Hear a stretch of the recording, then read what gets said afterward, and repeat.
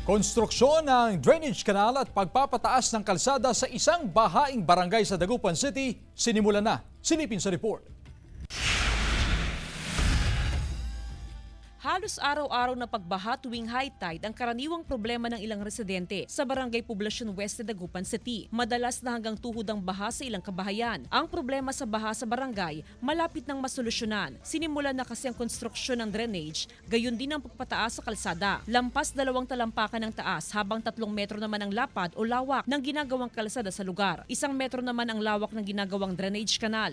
Given na yun, ma'am, na talagang pag nagpataas ka ng talagang as may-ari ng bahay, magpapataas ka. Kasi yung ay kinukumpli mo yung daan. Tapos ngayon pag siyempre talagang mag-ilibay. Pero yung mga drainage system nila is pinaano natin na talagang nakakonect dapat sa drainage dito sa daan po.